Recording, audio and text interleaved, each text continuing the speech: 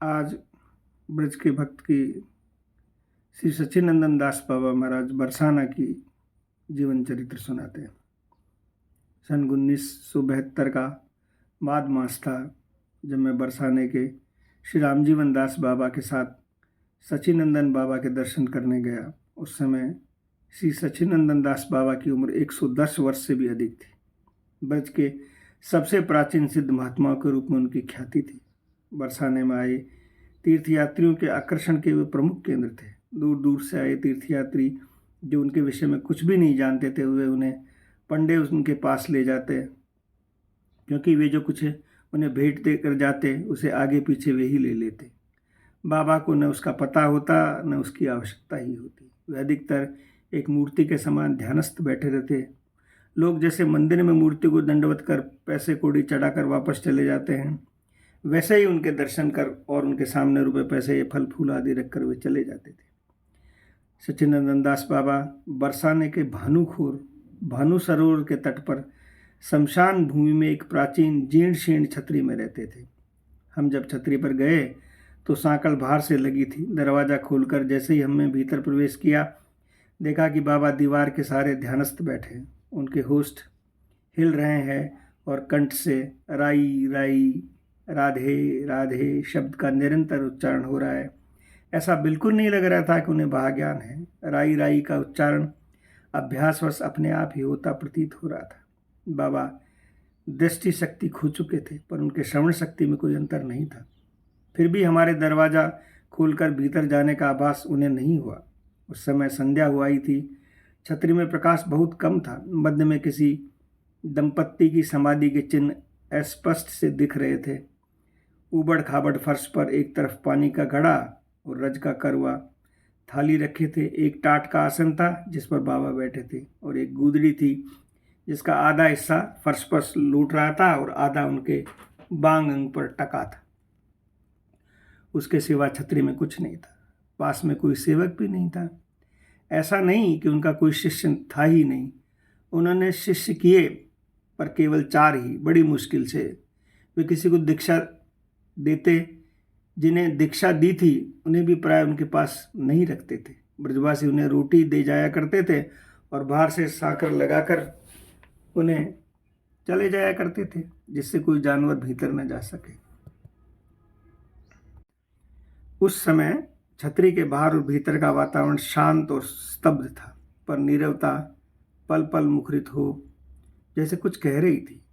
हमारे बगैर कुछ सुने ही हमारे बहुत सी शंकाओं का समाधान कर गई। हमारे बहुत से प्रश्नों के उत्तर बाबा की ओर इंगित करती जान पड़ रही थी। देख हमारे सभी प्रश्न कुंठित हो रहे थे। शमशान भूमि की उस छतरी में शांत और प्रसन्न मुद्रा में अकेले अंतर्मन में बैठे बाबा माया संसार को चुनौती देते लग रहे थे। वे प्रभु के चरण प्रांत में अपनी जीवन नैया का लंगर डालकर निश्चिंत थे। संसार समुद्र की प्रचंड लहरें और झंझावत उन्हें अपने स्थान से विच्युत उनके साथ खिलवाड़ करने में असमर्थ थे। वे सदा प्रभु के चरणों की शीतल छाया में रहकर उनके मधुर चिंतन में तल्लीन रहते थे।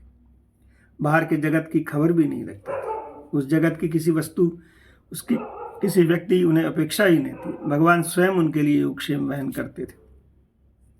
प्रभु की कृपा माया निर्मित इस देह में रहते हुए भी माया पर क्या कोई पूर्ण विजय प्राप्त कर सकता है? केवल प्रभु की कृपा पर भी निर्भर करता है। जीवन यापन के लिए कुछ भी न करते हुए क्या सचमुच कोई सुख से जीवित रह सकता है? क्या सचमुच भगवान का योगक्षेम वहन करते हैं? इन सभी प्रश्नों के उत्तर स्वरूप लग रहे थे। उनके दिव्य सानिध्य से बैठे बैठे काफी समय बीत गया। तब रामजीवन बाबा ने उच्च स्वर से कहा, राधे राधे। कौन? मंद और गंभीर स्वर से बाबा बोले, जैसे बहुत दूर कहीं से बोल रहे हो। मैं रामजीवन। रामजीवन, बाबा ने उत्तर दिया।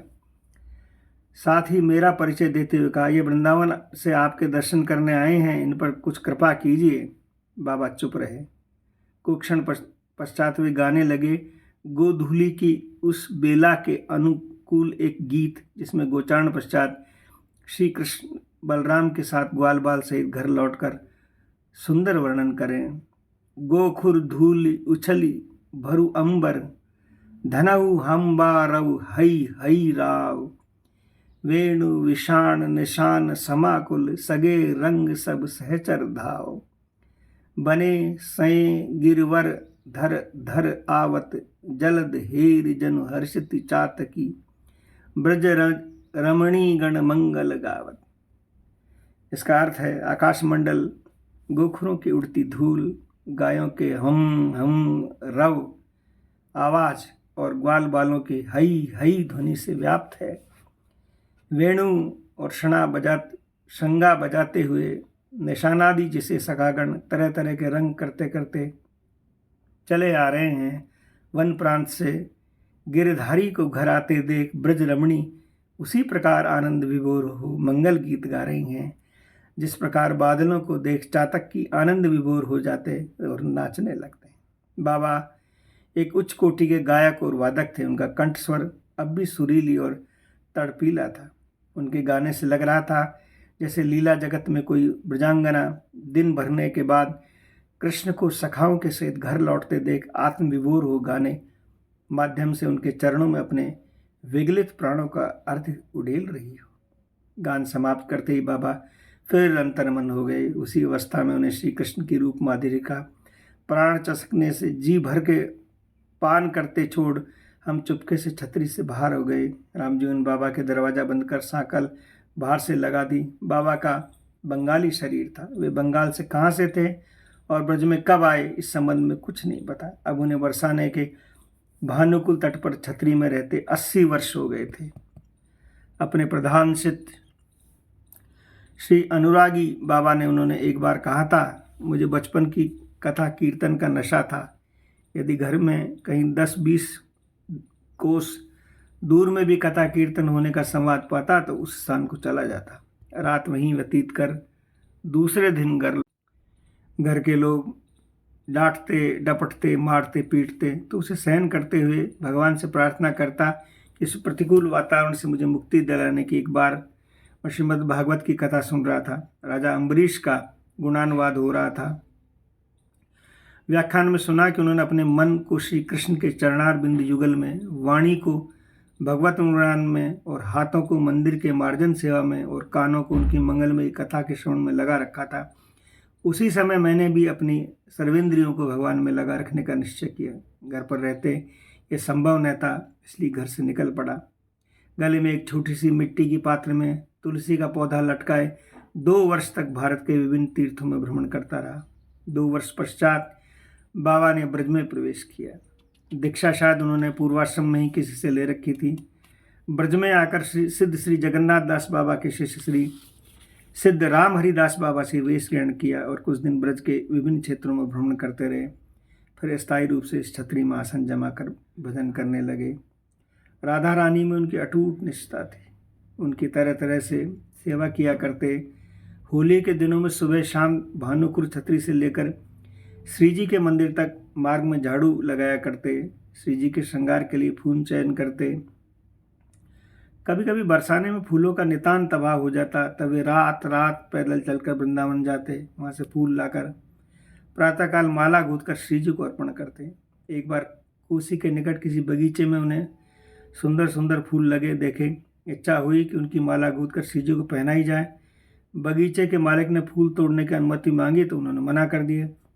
उस दिन रात को वे उस बगीचे के निकट एक तिबारी में सो गए और 12 बजे कुछ चोरों तिबारी में निकट कहीं चोरी करने की योजना बना रहे थे। तो बाबा ने उन्हें देखकर उनसे सरदार ने हिला डुलाकर उन्हें पूछा, तू कौन है रे?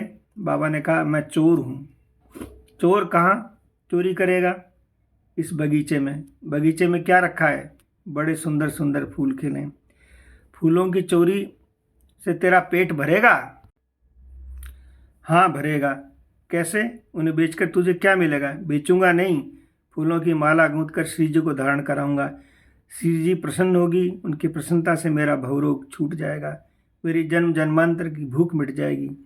चोर बाबा से बहुत प्रभावित हुए। बोले, बाबा चलो इस चोरी में हम भी तुम्हारे साथ देंगे। उनकी सहायता से फूलों की चोरी बाबा ने अपने वनवांछित पूर्ण की। बाबा के क्षण भर के संग से श्री जी के एक बार के लिए चोरी करने के फलस्वरूप चोर अपने लिए चोरी करना भूल गए। वे बाबा के पास उनकी छतरी पर बीच बीच में आते रहते। उनके व्यक्तित्व में असाधारण परिवर्तन हुआ और वे चोर से भक्त हो गए। बाबा दिन भर छतरी में भजन करते। संध्या समय एक बार मधुकरी को जाते। मधुकरी में प्राप्त रोटियां कभी अधिक मिल जाती तो उन्हें सुखा कर रख लेते। किसी दिन भजन आवेश में मधुकरी को जाने की इच्छा न होती तो उन्हें चबा कर रख जाते। वृद्धावस्था में जब दांत नहीं रहे तो उन रोटियों का चूरा कर थोड़ा नमक और पानी मिलाकर उनकी गोलियां बना लेते और पानी के साथ उन्हें निगल जाते।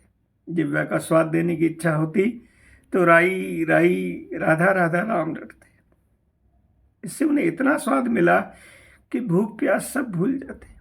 उन्हें अक्सर गाते सुना जाता, धूल से अब मैं नहीं खेलूंगा क्योंकि मेरा मन हरिनामामृत समुद्र में डूब गया है। अब मैं न माँ के पास जाऊंगा न भूख लगने पर कुछ खाऊंगा क्योंकि राधा नाम ने मेरी सुधा तृषा सब हर ली है। राधा कृष्ण की अष्टकालीन लीला चिंतन में बाबा सब समय डूबे रहते। उन्हें कंठ से राई राई की ध्वनि होती रहती। रात्रि में चिंतन में राधा रानी को शयन कराकर अपने आप भी विश्राम करते, पर 1-1.5 घंटे विश्राम करने के पश्चात उठ बैठते और आसन पर बैठे राई राई रटा करते। उनके नेत्रों में अश्रुधारा प्रवाहित होती रहती। उनके पास जिस समय भी कोई व्यक्ति आता उस समय की लीला के संबंध में कोई पद गाकर उसे सुनाते। उससे उनकी राशि का नाम पूछते। उस राशि के अनुसार राधा रानी की सखी मंजरी, ललिता, विशाखा, रंगदेवी आदि में किसी एक का नाम लेकर कहते, आज से तुम्हारा यही नाम है। फिर उसी सखी के रूप में वेशभूषा आदि का वर्णन कर उनकी सेवा का वर्णन करने लगते। उसे और कुछ कहने सुनने का अवकाश न देते और यह उनकी बात काटकर अपने संसार की नौकरी चाकरी के संतान आदि की कोई बात पूछने लगता तो उसे डांट फटकार कर छतरी से बाहर निकाल देते। बाबा जिस समय जिस भाव में डूबे जाते उसी में डूबे रहते। बाबा की क्रिया, अलाप सलाप जैसे यंत्र अपने आप चलती। शौचादि को जाते वही स्थिति रहती। 3-3 घंटे वहाँ बैठे रह जाते। आँख की पुतलियाँ ऊपर चढ़ी रहती, उनकी ध्यान अवस्था का परिचय देती और राई राई की ध्वनि समय चलती रहती। बहुत दिनों के बाद बाबा मधुकरी को जाना बंद कर रखा था। उन्हें इसके लिए अवकाश ही कहा। उनके शिष्य सेवक और ब्रजवासी उन्हें प्रसाद पहुंचा दिया करते थे। एक बार वर्षा ऋतु में बाढ़ के कारण बाबा की छतरी चारों ओर पानी से घिर गई। उस समय किसी का पहुंचना मुश्किल हो गया। बाबा फिर भी छतरी छोड़ने को तैयार न हुए। उस समय अनुरागी बाबा उनके पास रहकर उनकी सेवा कर रहे थे। एक दिन रात में वर्षा जोर की हो रही थी। उस समय बाबा की उंगली में बिच्छू डंक मारा। असह्य यंत्रणा। अनुरागी बाबा ने तत्काल उंगली में सूतली से कसकर बांध दिया। फिर चिंता करने लगे और क्या उपचार करें, ऐसे पानी में कैसे कहाँ जाएं। बाबा ने कहा, बेटा कहीं मत जा, थोड़ी देर में लीला में डूब जाऊंगा तब कुछ भी न रहेगा, सवेरे तक अपने आप ठीक हो जाएगा। ऐसा ही हुआ। देखते देखते बाबा ध्यानमग्न हो गए। प्रातःकाल मुख प्रक्षालन के पश्चात अनुरागी बाबा ने पूछा, बाबा दर्द कैसा है? कैसा दर्द? कल जो बिच्छू ने काटा था, कहाँ? उंगली में कहते उंगली का बंधन खोला तो बाबा बोले, हाँ थोड़ी सी टपकन तो है। सन 1947 वैशाख मास में कृष्ण पक्ष की दशमी के दिन बाबा ने नित्य लीला में प्रवेश किया। जय जय श्री राधे। निताई गौर हरि।